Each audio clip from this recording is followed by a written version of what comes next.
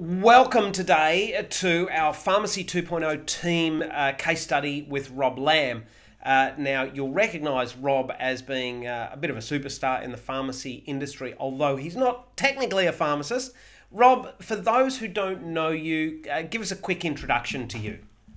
The quick introduction would be that I work within the pharmacy industry, and that has come into play because my wife is a pharmacy owner. She has been a pharmacy owner for about 9 years now, so she took over her pharmacy when she was 25 years old, pretty young, wide-eyed, no real management or ownership experience, and just kind of took it from there. I went off and I was still doing my corporate stuff. I was doing a lot of political advisory, a lot of analysis, a lot of kind of like CSO subsidy type of work within various sectors, but mostly politics. And then I kind of just realized that, wait, my 25, 26-year-old wife at the time wasn't really equipped to really run a business in the way that I could see business with, because I do have a business degree and background, so with an honors in econometrics, which sounds really boring. But I thought I could apply some of that experience and expertise in with her. So I just came in to help out and see how I could provide a different perspective on the running of the business, and best move I ever did. So I really enjoy working with my wife and just really focusing on our strengths in that. And I guess what we're going to talk about today is how you did things really, really different in creating your team. And so we're going to look at a little bit of, you know, the traditional pharmacy approach to creating teams and the frustrations that creates, and the completely new, approach that you've taken. But so that you can give people a bit of an idea of what that's enabled you to do, can you tell us a little bit about what you and your wife have done in the last 6 months in terms of, moving out of the business and leaving your team to manage and run the business? For us, the biggest fundamental thing was really empowering the team, as well as making sure that they're engaged with their managers.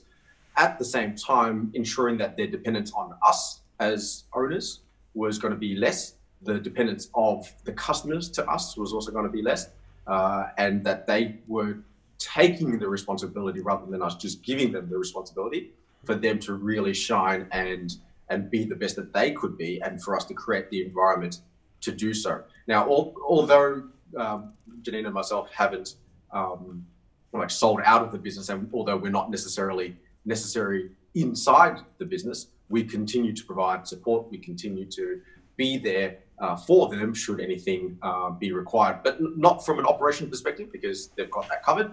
It's more, whether it be personally or team culture or particular resources, we are still there for them, and that will always be our role. And so you and Janine have actually moved a whole state away from where your business is. So you've moved up to Queensland, so you're talking to us from Brisbane today. That's correct. And I'm here in Sydney, and your team is, also in Sydney, and I would say running pretty effectively.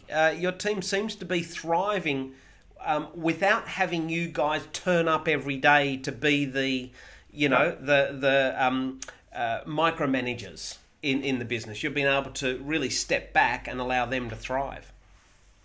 And what we found was, because on a monthly basis, we still touch base with the managers on how they're going, not just from a metrics perspective, but also from a culture perspective, from a morale perspective. And we actually get debriefs on every single person on the team and how they are going personally as well. So to ensure that we can maintain that connection with them, what we found is when there are months that don't go so well, they beat themselves up, like, oh geez, they're so disappointed in themselves, and they're so so you don't have to wave any big stick. They're kind of doing it themselves, holding themselves to a higher standard. They're definitely holding themselves very accountable and coming up with their own things, or they've already got strategies in place on how they can turn that around.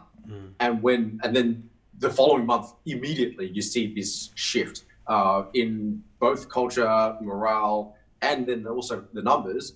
when they come back and they're reporting back, and you see their faces are beaming with pride, and they're saying, "You guys would be so proud of us in terms of what we've done." Yeah. And the reality is, we're proud of them in the down month and the top, either way. Yeah, because they're taking on that responsibility for themselves, and they're doing it not because we pay them to. They're not doing it because we ask them to. They're doing it because they want to do it. And now that's a massive difference from a traditional approach that most pharmacies would have with their team. Tell us a little bit about what your experience was like before you made these sort of insights and discoveries around a different way to do pharmacy teams. So what was happening before?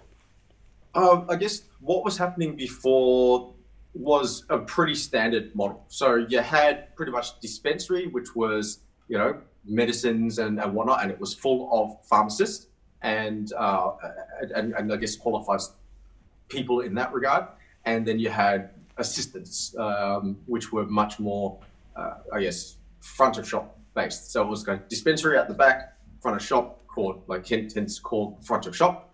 And it was pretty much presumed that everyone had the same role. So if one pharmacy assistant and another pharmacy assistant, although they were different people, they pretty much had the same responsibilities, and they had the same role, they had the same job description.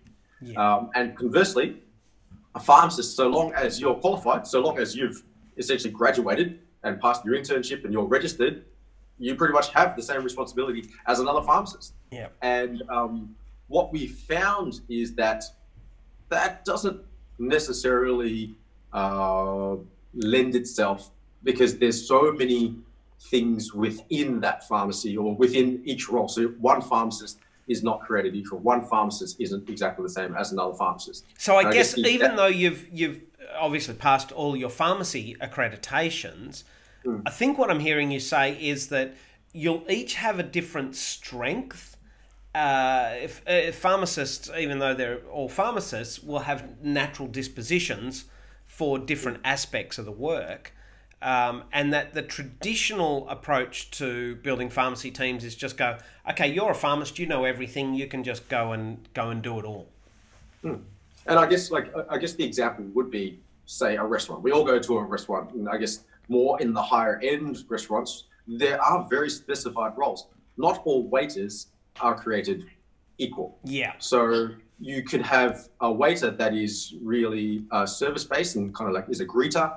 You've got another waiter who's extremely efficient at bringing out plates and clearing away tables. And you'll have another waiter who is very specialized in wine and helping you choose a specific wine to match your menu. Yeah. Then you've got chefs as well, all at the back. They're not all created equal. One chef doesn't have the same role as another chef. One chef might be pastry. One chef might be plating. One chef might be... so they've really got specialists. They've got specialist areas that they're naturally good at, just like the chefs are really split up. Correct. So and it is important that us as leaders and managers is to bring that all together, because there is a real risk that they just go in their own little silos and then become resentful, saying, "Oh, how come they're not doing their part of the job, and how come I bring everything here?" So yeah, I guess if you stick with the old way, where basically the pharmacists do everything, they're expected to be excellent across all areas, even if it's not their natural strength. The result of that, what do you see is the result of doing it that old way on the pharmacists and on the business? You find that they turn up to survive. They turn up to do things just because, and they react to it. They may just respond and react to things that are happening on a day-to-day basis. There's not a great deal of direction, and more often than not, they're pulled into tasks and roles where they are not within their natural best, or that really energizes them. Yeah, so I guess if they're in survival mode, they're not in focus mode, are they? Like, I'm thinking about the chef. If the chef just has this one job to do and they love doing it, they're going to do that really well. If they're in this survival mode, what do you see pharmacists doing and the effect that it's having on them? I feel that the productivity goes down because they Yep. just pick up one thing and then have to drop it to move something else. And Yep. just being that jack of all trades is really draining. But it also, brings down productivity. It brings down accuracy, which is very Yep. important, because if you give someone the wrong drug, it's life. We've got lives at stake there. And it's probably not I low, guess but morale it's, and anything. yeah, the accuracy is probably not low, but I guess you're always having to second guess it or think it, double check people if they're not really focused on it. Yeah, definitely. And then morale, sorry, you said morale, morale can be a little bit low. Or it just feels like every day you're just putting out fires.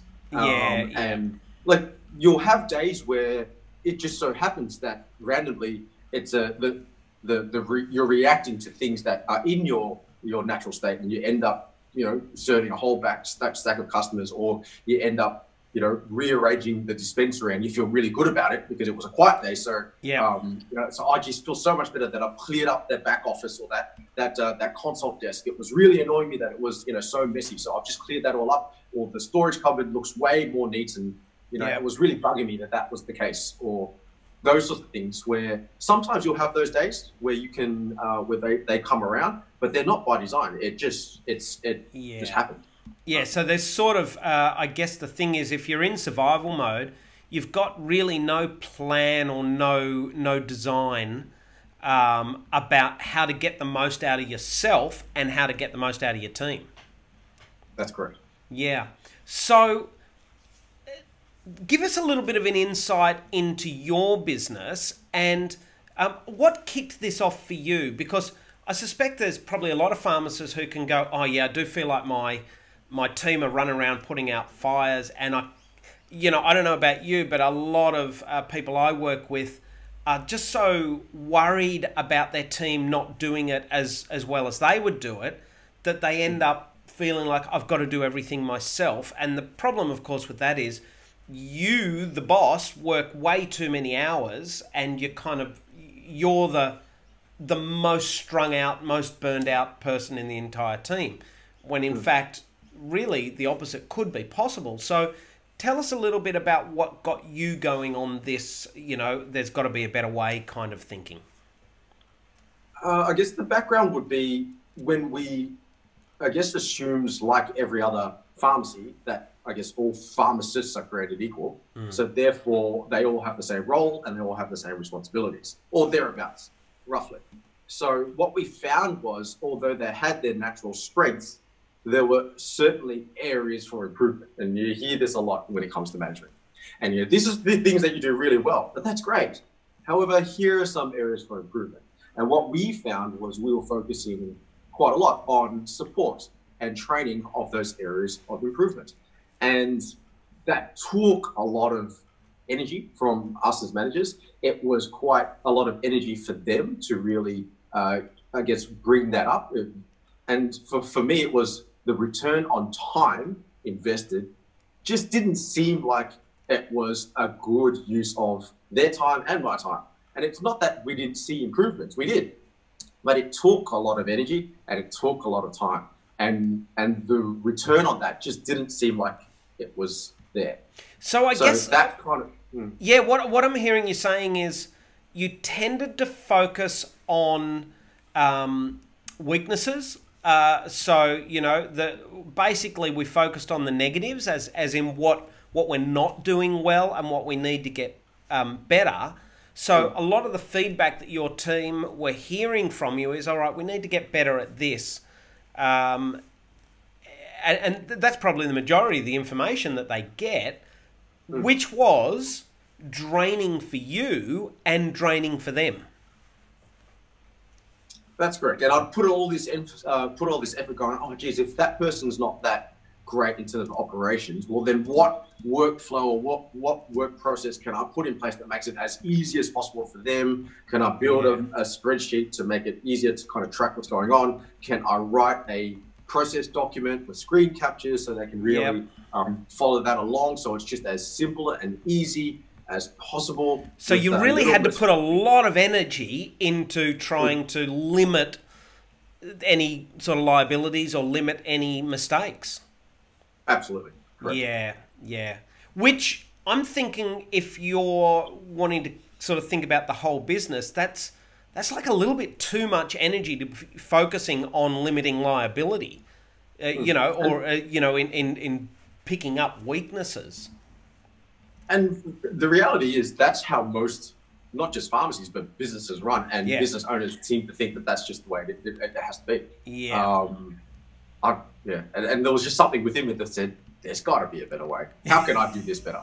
There's got to be a better use of my time. There's got to be a better use of my energy here. Yeah. Okay. And I guess you know what you've discovered is that you've been able to you know take yourselves out of the day-to-day business by actually building this team and doing some very specific things in order to build that team. And so rather than have this old way of being really kind of slow, draining, and sort of ends in kind of low morale and low accuracy and all the things that you don't want, now you've actually kind of got the opposite. So tell us a little bit about, just give us an insight into what it's like working with your team now 12 months later after putting all of the, you know, finding that better way and actually implementing that. So I guess the result is that we've got a much more empowered team. Yep. Where they have taken the responsibility of what it is that they do when it comes to honing their own craft as well. They tend to self-regulate and seek their own ways to improve themselves to be better at their own roles. So they're sort of self-accountable. You know, you don't have to be on them all the time. No, absolutely not. No, Yeah. not at all. They don't turn up to work because I paid them. They get up in the morning excited to go, all right, I've got a day of work today. This is awesome. They get to work and they do something and they play a role that they really enjoy. It gives them energy, and they kind of look at the clock and they say, "Oh, geez, it's time to go home already." And they end up staying back a little bit. They socialize a little bit as well, hanging out with the team. They get home. They've got a lot more energy. They've got a lot more buzz. They can be better partners, housemates, daughters, wives. They can be better parents to their kids because they're in a much better state of mind. Yeah. And then they get to the end of the week and they go, I can't believe I got paid for that. Yeah. I almost feel guilty that I get paid for this. I can't believe this is my job. So that's a pretty cool way to send your team home at the end of a week. Yeah, and I wake up every morning striving to create that environment for them. Right. Now, it sounds quite altruistic, and you know, lots of people watching this case study might go, "Oh, that's all really cool, but what are the benefits to you, Rob, as a business owner?" So, you know, give me a bit of a snapshot of what this enables you to do as a business owner. Well, what this enables me to do is really act at my best state of my, I guess, operate at my highest value. Yeah. Or what we like to call our genius zone. And although I am great serving customers, that's where I'm naturally at my best, and that's what gives me energy. Yeah. I'm also very capable of reconciling stock or analyzing data. I'm also very skilled in that. However, this has enabled me to really have a lot of, I guess, freedom and choice of what it is that I do with my time, and also. And so it gives you more time. It gives you freedom of time as well. It gives me freedom of time, and it also gives me peace of mind. I'm not sitting here in Brisbane stressed about my pharmacy that's open right now. It's operating as we record this case study. It is operating, and I have 100% faith and trust that whatever happens and whoever comes through that door, that they have got this. And whatever they need, I've got their backs. And they know that I've got their backs when it comes to that as well, but they've got my backs. And that was really cool to have that part of my investments, per se, just ticking along in the background. Secure, I guess. Like, it's a real sense of security that this big investment is in good shape. That's correct. And most people believe that if you want to get out, then you're just going to have to sell. Right. Because you can't anybody. Right. Right. and so And that's the old way of thinking, isn't it? Okay, the only way out is to sell my job to someone else. Yeah. But your message is, okay, there's another way that you can be out and still earning, you know, money or dividends or whatever that looks like without having to just sell it lock, stock and... Yeah, and look, that's the money side of things, but I also believe on the personal side of things as well. Like our team, like we said before, they are in what I hope to be their dream jobs, and that's what I create for them. And without me and I guess the leaders of our team, that wouldn't be possible. And they are super grateful to be in that position. At the same time, we are super honored that they're going to give us 40 hours a week of their lives to serve the customers. So it is a mutually beneficial, but also mutually grateful relationship where really both parties or all parties feel they've got the better end of the deal here. I feel like, oh, geez, how grateful am I? How fortunate am I to have this team? And they're saying, well, how grateful and how fortunate am I to have this job? And like we've really created that opportunity for them, and they've created that opportunity for us. So it really is a team dynamic. It's a true win-win situation. You know, both from a business perspective, from a personal perspective, and from a team perspective. Yeah. And if I think about, you know, what we were talking about over here, in that the old way tends to produce people who aren't focused, productivity's low, morale's a little bit low, and you're always putting out fires. Is it fair to say that with this newer way, the opposite is true? Is that truly what it's like? It actually is, and that's the thing that was pretty, I guess, mind blowing. It's like there's got to be a better way, and what if we just kind of flip the script a little bit and see if we can try to get the opposite out of this. Yeah. Let's do things by design. Let's not have things energy depleting. Let's have things that are energizing. Let's take away stress. Let's take away some reactions, and how can we do things with a sense of planning and a sense of design? Yeah. So I guess you've now got team who are, you know, the morale's up, and I know we've got that case study with Amy who just absolutely, demonstrates that. But I guess you're not putting out fires anymore, so you're not reacting to things that are going wrong. You're actually responding by design. You know, you actually got a bit of a plan about where you're going as well. Mm. Are you seeing productivity and accuracy improving as well? Oh, it's through the roof, because we've got the right people who are much more focused and lend themselves better to being accurate. So any task that required a high sense of accuracy, we've got the right people doing that role. So that productivity is through the roof, and at the same time, that's freed up someone else where they might be a lot more social, or the interactions and the connections that they're having with their patients. They can spend more time building those, and the experience that a patient receives at the end of the day, and the level of healthcare that they end up receiving at the end of the day is also much higher. It's through the roof, actually. So yeah, awesome. Right, so better, you know, impact as far as, you know, what you guys all got into pharmacy for, but also better business metrics all round. So let's talk a little bit about. Now, we don't have time to go too deep, but I definitely want to make sure people walk away with 1 or 2 or 3 things that they can absolutely do, which is going to just take a step, you know, out of the old way towards the new way. So let's talk a little bit about what are, you know, 3 things that you did that really got the ball rolling and really started to make this difference. The first thing we did, and this was kind of the epiphany that we had, was like sitting in a restaurant and saying, hang on, there's people here that are specialized, and they do what they do in like quite a specialist role, where you've got a back of house and you've got a front of house. You have servers and waiters, and you've got chefs, and everyone has their own role, and it all comes together to provide an experience at the end of the day.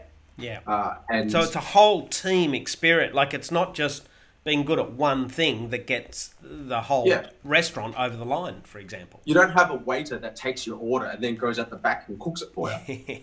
Or you don't have a chef that's, you know, making your chicken schnitzel and then walks out and hands it to you. Yeah. Right? They pass it on. They work in their specialties because that's way more efficient. And it's not saying that a waiter can't cook, and it's not saying that a chef can't serve. It's just, is that really the best use of their time? And what if what if we ran a restaurant, or what if you ran a restaurant and you had a chef, and you're saying, well, you're really lacking in people skills, and you focused all this time trying to get them to be a better waiter. It's like, hey, hang on, it just doesn't make sense. Yeah, and it doesn't happen, and that doesn't happen. But why are we doing that in pharmacy? And that's why that was probably the first thing into that epiphany. So how could we restructure and follow that sort of model? Right. So you guys kind of initially you kind of went, okay, so the two roles that we really need people to do within our pharmacy team are dealing with customers, which, you know, you called service, and then obviously all the operational stuff, which you called ops. Is that right? Yeah.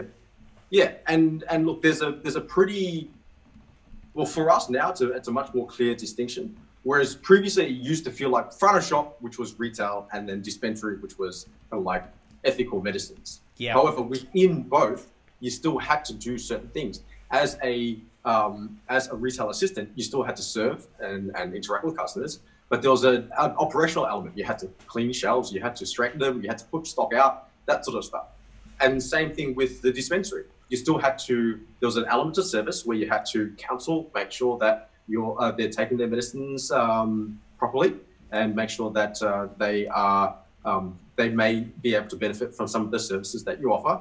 But there's also operational. You literally have to go and get the stock. You have to put it on the label. You have to count pills. You have to pack. So there's really different needs for each of those. So when you looked at that, and you know, you obviously had an organisational structure of some description, but you redid it, didn't you? You went, okay, here's the roles and responsibilities for the service guys, and here's the roles and responsibilities for the ops guys. You're still going to need to, every now and then when we need your backup, we're going to need your help, but that's where you'll focus. Is that right? Correct. So what we did was we essentially, I guess, broke down the wall between dispensary and retail and just said, well, if your service, your service. It doesn't matter if you're a pharmacist or you're a retail assistant. If you have a tendency to want to interact and talk to people, then you should focus on service. And it doesn't matter if that's a discussion about medicines or it's a discussion about vitamins. Yeah. That will be your natural tendency. Whereas a pharmacist, if a pharmacist who is much more operationally driven, it doesn't matter if it's putting away dispensary medicines onto the shelf and reconciling that, or putting away a retail stock and vitamins on the shelf and making sure that that's all reconciled as well. So we essentially split that off to say, well, there are people that are going to be inclined to be much more service driven, and there are going to be people who will be inclined to be much more operationally driven. And we therefore then had an idea that we were going to put people in their zones of strength. And I guess one of the things I like is that you didn't just go all corporate about it. You actually went a bit unique about it, in the sense that you went, okay, let's call it service squad, and we'll kind of create a bit of a vibe around it. And then the ops went, yeah, well, if you're going to be service squad, we're going to be special ops. Yeah. You know, and kind of created a bit of an identity about it that was, from the outside, it just looked like fun. You know, like so we've got service squad, and we have a squad leader for that, and we've got team special ops who have their operations commander. So like there's and they really feel empowered. And although there's a pharmacist on both squads or both sides, and there are assistants on both sides as well, a pharmacist who's on service squad has very different responsibilities, very different roles, very different goals of what they're trying to achieve on that day, and different priorities. And a pharmacist on the operations on team special ops they also have very different goals, very different Yeah. responsibilities. And they're both pharmacists, they're both qualified. However, they no longer are required to be a jack of all trades. Yeah. Of course, you have to be able to do some to back each other up, but the what majority... what you're doing is you're saying, so this is your natural disposition to be in this area. And what you said is, let's make it fun to enroll the team in it. Let's give them a bit of an identity and have a bit of fun with it. But let's see how we can get you working more in your genius zone, more in your natural state. So I guess that's one. I guess one of those insights is reorganize the business around the roles that are going to make the team succeed and make the business succeed. But in order to do that, I know you used DISC to actually determine, okay, what are the natural strengths and the natural weaknesses of each of your teams. So tell us a little bit about that. Yeah, so like you could, just based on that concept alone, you could just have a crack and trial and error. Yep. And look, and that's there's nothing necessarily wrong with that. The thing is, it just might take a bit longer to reiterate. And what's the cost of that? If you have someone who is service driven and you chuck them in an operational team, there's got to be a bit of a time period where they're going to be quite draining. Yeah. Because you feel like, well, I need some more ops. So there's too many people on the service side, so we just need to get some balance on the ops side of things. And I'll just get that person over there because they're pretty good at it. But that isn't necessarily their natural tendency, or you might not know. They might drain out, they might burn out, they might be resentful, and then one day they just quit, and you're like, what just happened? How did that happen? Right? Yeah. I thought you were happy. Yeah. Yeah. Or they kind of give you feedback and they say that was it, and you go, okay, well, maybe I'll switch you over and we'll see how that goes. Yeah. For us, we use DISC as a psychometric profiling tool to really guide us. It wasn't the be-all and end-all, but it was certainly a great starting point. And was there's because the thing about DISC that I really like is it identifies what people's natural state is, and then it identifies how much they're adapting to their current environment. And if that's a big difference, if they're a service type person and they're needing to adapt to a operational, that can happen. But in psychologically speaking, we say that creates a lot of tension in their day. And is that sort of where you kind of thought, oh, okay, what's going on there? Tell me about how you thought about that. Yeah, so the way I see that is, sometimes we've been told that, how you are at home and how you are with your friends is one thing, but as soon as you turn up to work, you leave that personal life at the door and you come in and you've now got a job to do. Yeah. And that can be extremely draining. Yeah. And then when you get the end of the day, that's when you flip back into your natural state and you just flop on the couch going, oh, that's my end of the day. It's been so draining. I just need some alone time. Your kids come up and they want to talk to you or play with you, and you're like, I've got no energy for this. Or your wife says, or your partner says that they need some help, and you're like, oh, no, not right now. I just want to chill. I just want to recuperate, and just let me watch some TV, or let me just be on my phone for a bit, or whatever. And you're just not that effective. You're not that great of a person. It's not a great way to live life, I think. You're not the best dad, father, mate, Or conversely, you have there might be a whole bunch of stresses and things that are happening at home, and then you get to work and you're supposed to just switch that all off. It's like, okay, cool. Now I need to be this, and that could also be super draining, and that's going to have an impact on how you are at work as well. So I thought there's got to be a better place. How can we get people at their natural state at work? How can we get someone to be the same person that they are at work and they are at home, or around themselves and their friends and their family? And so that's exactly what you've done, isn't it? So we've done DISC assessments on all of the team, and that's very clearly identified some things for you. What's it identified, and how have you used that? So it's identified that people will have natural tendencies to be more service-based or more operationally based. And based on that, on top of the experience of what we knew of them already, and plus knowing the roles that are necessary within the pharmacy, we then split them off into their respective teams with their service squad and with the operations team special ops. So it sounds like you've now got a framework that you know works, and now what you're doing is you're putting the right jigsaw puzzle pieces into the right roles. Yeah. Yeah. And based on some actual scientific, psychometric profiling. Yeah, correct. And so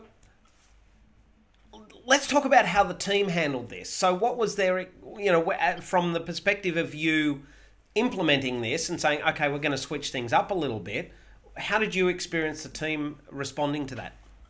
The biggest response, or the biggest initial reaction that they gave us was, wait, that's a bit of a big thing. How is this meant to be teamwork if all I'm doing is my one thing, and therefore I might be resentful that other people aren't doing their part, and then those guys are being resentful because they're not playing their part and I'm just doing my thing here. Like, it just was because everyone's so used to being a jack of all trades. They're so used to just doing things from one end to the other. What if I'm doing all the work? Well, what if I'm doing all the work? And that was the interesting thing, because the people who are naturally service driven, they feel like they're doing all the work. It's like, how come I'm serving all the customers here, right? I'm doing all the work. Whereas someone who's operationally driven, they're the ones stocking, cleaning up the shelves and making sure that all the stock is correct and reconciled. It's like, how come I'm doing all the work? So there was an initial reaction to say, well, what if we really divide the team? This is going to create a wedge. How does this bring unity? And that was the biggest fear that they had. And for me, that was my biggest challenge. As a leader, my job is to bring that all together. Yeah. And in terms of, so you've obviously done quite well at that. So you sort of developed a system around doing that. And did it take them very long to jump on board and kind of go, actually, this is going to be good for us?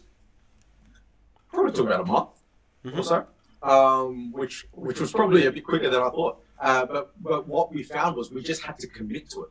Just really had to commit. Now, our team, although we are split quite evenly between kind of service and operations, we tended to be a much more operationally focused business.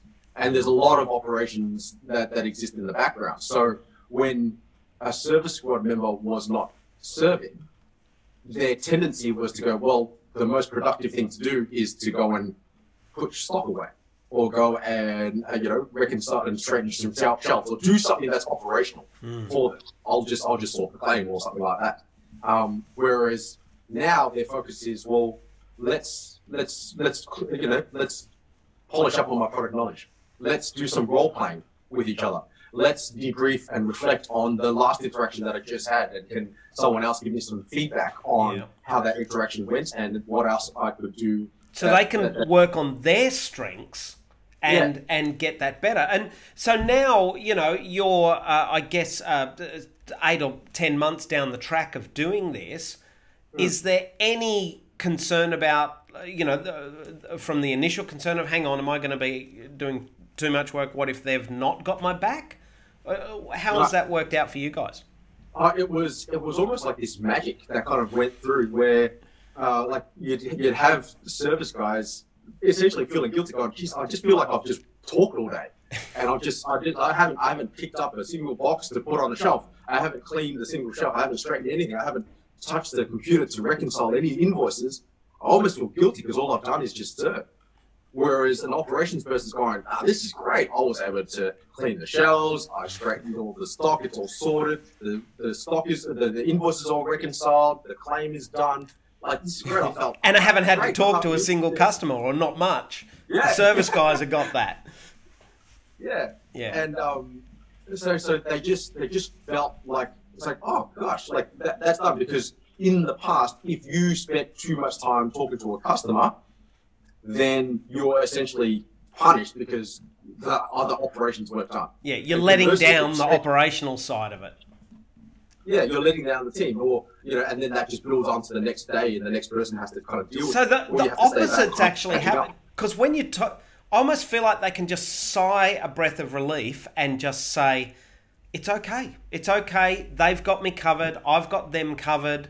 And so, in fact, the opposite of feeling like, hang on, I'm going to do more work has happened, hasn't it? They actually seem to be feeling like actually life's easier. My workday is more pleasant. Is that kind of what you're seeing happening? Yeah. So, and say like an operation person would just be, geez, I really want to sort this claim, or I really need to kind of reorganize the dispensary a bit because it's just not that effective and not that efficient. Oh, but I keep getting interrupted because this patient comes in. Oh, geez, I had another patient come here, and they have to really pick up from where they left off. Yeah. And now that there's like, oh, wait, service guys are already primed and waiting to go and essentially run defense, and or just blocking to these customers. I can now focus on getting this done at a higher accuracy, way more effective, and ultimately it streamlines the workflow as well. So, and so I guess this is, so they're working in their natural state, and so they don't have that tension at the end of the day. So I guess this is where that, you know, all of those good things that you're seeing coming about are stemming from. And that was the huge difference. You might have two pharmacists on at the same time, working in the same pharmacy, but because they've got completely different priorities, both of them go home feeling massively fulfilled and almost guilty that that's all they've done in that day. An operations pharmacist feels guilty that, yes, I feel great because I've been able to reorganize the dispensary, I've completed the claim, they've done the stock's all cleared and put away and everything's super neat.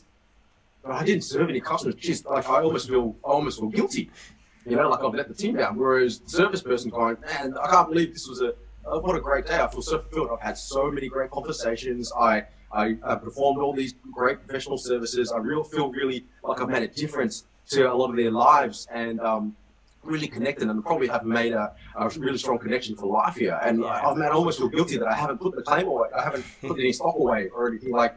And they're both in the same pharmacy, and the ultimate outcome is a way better customer experience as well. Yeah, and what Amy was telling us was she just feels like, hey, I'm on the service squad, but the operation guys have got my back. You know, I can just relax and work in my genius zone. Yeah, and it's congruent as well. Like, even though service squad is mostly based on the interaction and how you speak, when you've got a pharmacy around you that looks amazing, everything's are in line and all the stock is properly shelved, and you know, there's no out of stocks, and things scan at the right price, and when you need something it's right there, and you know, things are where they're supposed to be. That still adds to the overall professionalism and the experience of it. Yeah, can't live without it. Now, I guess the third thing I wanted to touch on briefly is, because most people listening to this case study are going, that's awesome. You know, yes, we're in the old way and I'd like to get to the new way. Yep, we can do some disc. Yep, we can reorganize it. But actually embedding it and, you know, what's one thing that you did that really helped bring this to life? And I guess I'm imagining that your first job is around communicating this on an ongoing basis with the team. Yeah, absolutely. There's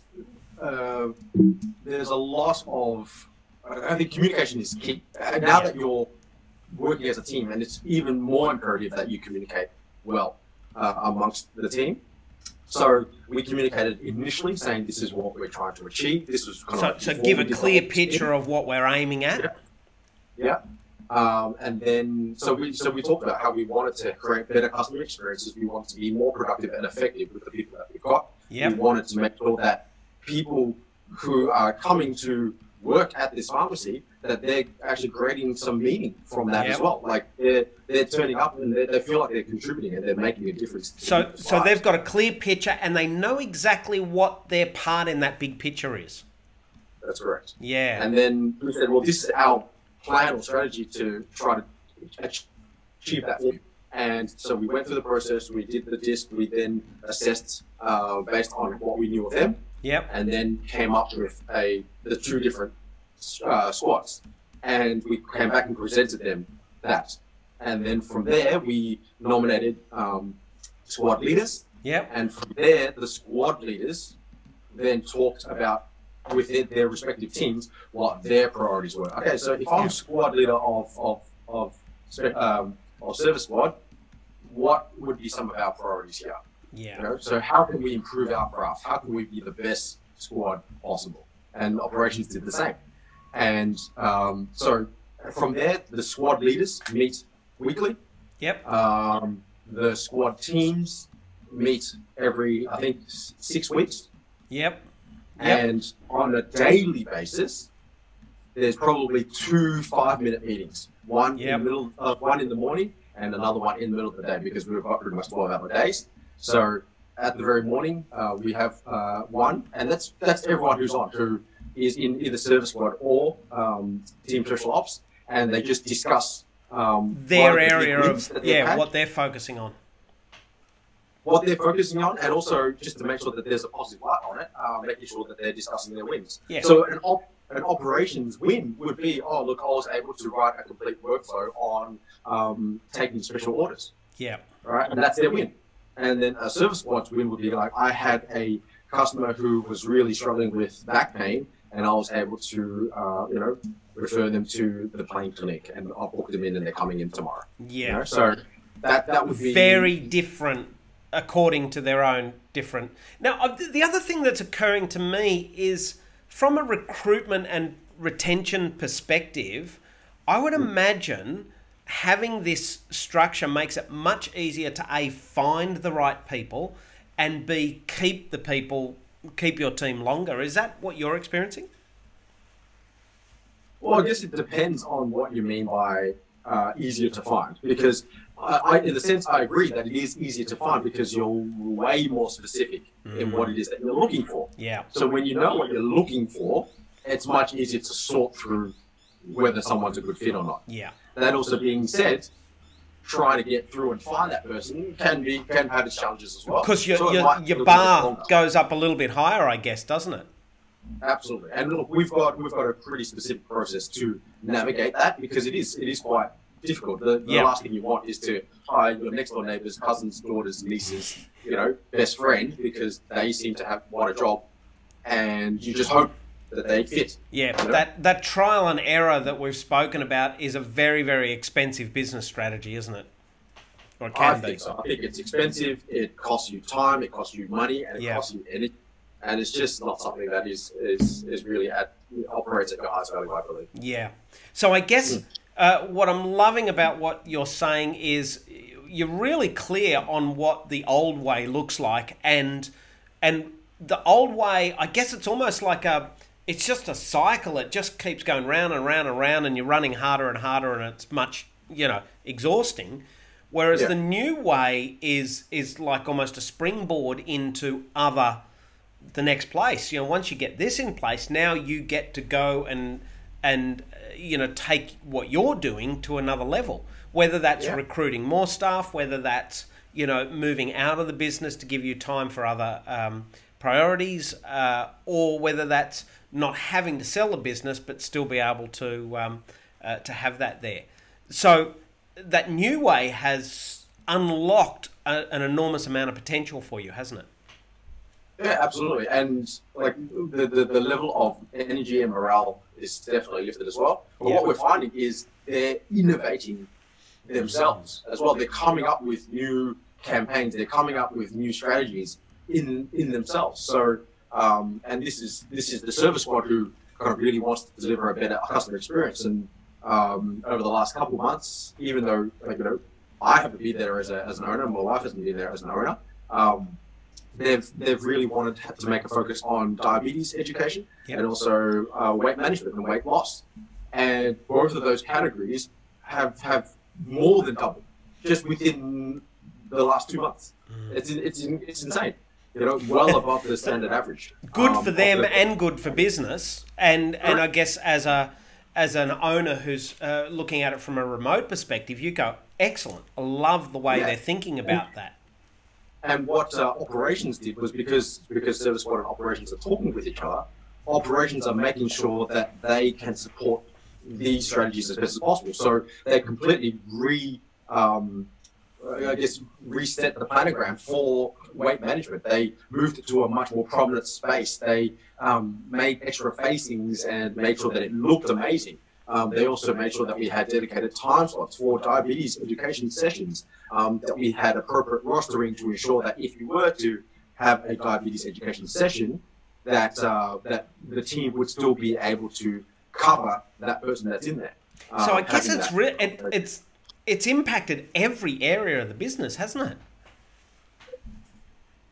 it? Yeah, I would. That would be pretty accurate. Yeah, excellent. Okay, let's wrap this up, and I guess what I'd really like you to do is, so if you're a pharmacy owner or a team leader or even within a team and you're looking at this, Rob, what are 3 things that you'd like them to go away and think? What are the penny drop moments for you that might be useful for other people? Okay, the penny drop moments would be, what other aspects in other industries, or maybe even, this industry, do you see that specialties work? For me, it was a football team. You can't have a team full of strikers. Even though, yes, goals are what wins games, you can't have a team just full of Cristiano Ronaldos. You need to have midfielders, you need defenders, you need goalkeepers. So making sure that you have the appropriate roles. A team full of Ronaldos wouldn't win, right? And same with like a restaurant, what I spoke about before. They have different specialized roles, and together they work more effectively. And I guess what you're saying there is, how can I specialize within the pharmacy to get that same result? To still get a much more effective team outcome. Yeah, right. So specialization is one thing. So if you're watching this and you're a pharmacy owner, think, okay, how can I use that idea in mind? What's the second thing? The second thing would be then, based on that, now that you know that, what are their genius zones? What are their natural tendencies? How can you get someone, so like a Ronaldo, who would love all day to just kick goals and kick goals and kick goals? If you moved him into the defensive position, it's not to say that he can't defend, but oh man, he's just gonna hate life. Not going to be at his best, yeah. Right? Or you having a waiter go out the back and cook. They might not be able to do that very effectively. They probably can, but it might take them a lot longer. Yeah. And what ultimately is the impact on the customer? If you're a restaurant diner, you get in, you make your order for your chicken schnitzel, and the waiter says, "Okay, cool," and goes out the back. And it's not going to be a great experience. Yeah, well, they just stuff it up and they have to do it again and do it again, and you wait 2 hours for it. Yeah. Whereas a chef will just get it done in 20 minutes. So number 2 is find the genius zone that your team are working in, and I guess DISC is a great way to do that, or certainly a great place to start. What's the third penny drop moment that, as a pharmacy owner, you think has really made a difference here? Well, it works. And it's not to say that it's like pharmacy is particularly unique. This is something, whether it be a sporting team or a corporate restaurant team. I'm sure you can find many different scenarios of where this is the absolute norm, where the jack of all trades isn't actually a great thing. Building a house, you don't have one builder who builds your house from the ground up. And I guess that insight is, why not in a pharmacy? We haven't tended to do that before, but why not? And it's clearly, the results are showing that it's really working. Because that's the way that it always was done. Yeah. Right? And it's not necessarily a leap of faith. It's just a difference. And to me, personally, pharmacists is what's doing things differently. Yeah. And they're trying to break the mold there. It's like, no, you're actually getting back in line with what many industries do very successfully. Yeah. You don't get an airplane where the person who checks you in carries your bag all the way to the airplane and then jumps out the front and flies the plane for you. Yeah. It doesn't happen. Yeah. Right? So why are we doing it in pharmacy? Why are you doing it in pharmacy? Why do you take the script in, go and dispense it, spend time, plotting data into a computer, and then go and bring fly the plane all the way home? Yeah. And then after they're gone, go and reconcile stock and stuff. It just doesn't make sense. Yeah. And in fact, it's the results that you've seen more than bear that out.